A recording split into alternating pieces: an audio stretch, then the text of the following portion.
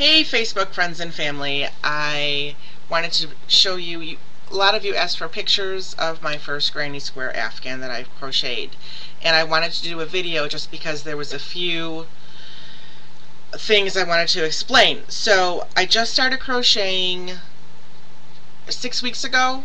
Some friends that I know crochet and knit, and I've seen them do it, and I was just taken in right away and I wanted to pick it up. So I looked on YouTube, and there's so many tutorials, a lot of really awesome teachers, and just with some practice and persistence, and I enjoyed it so much I was able to pick it up without too much of a problem.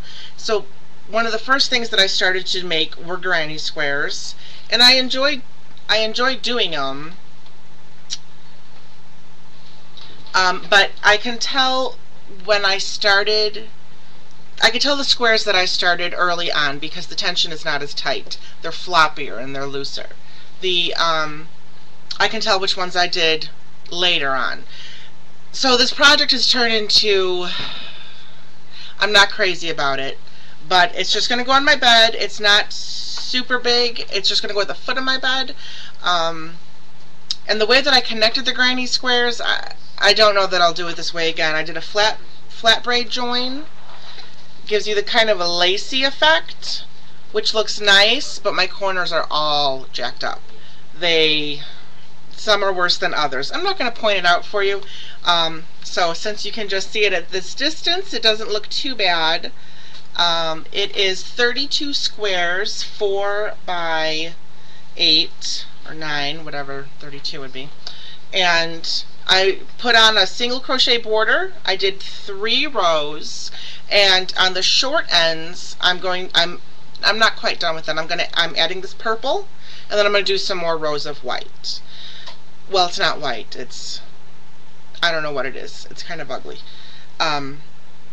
So I have other projects that I've been doing. Dish rags are really fantastic to do because you could do one in half an hour.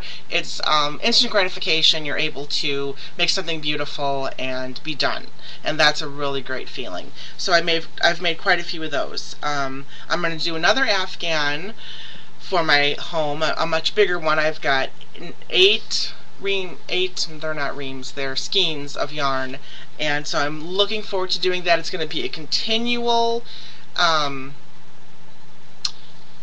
stitch instead of the granny squares and connecting them. I will do granny squares again. I won't connect them in this fashion again. It doesn't look bad, but what kind of blanket, you know, it's very holy. Hello, I can see you. So the granny squares that I will do later on will be tighter, and I'm going to put a border around them and then just whip stitch the ends together. This took quite a while, and it was kind of difficult in the corners. So here is my first, well actually it's not my first finished afghan, because I did make one for my goddaughter Maria, and I didn't think to bring that down, so I'm not going to show that right now. I'll be giving it to her next weekend for her birthday. So it's a different stitch, and it's very puffy and very beautiful. So here's my granny square. It's short, as you can see. Like I said, it's only 4 squares across, but I'm glad it's almost done. Still not done, because I'm going to finish the purple on this edge, a few more rows of white, and voila.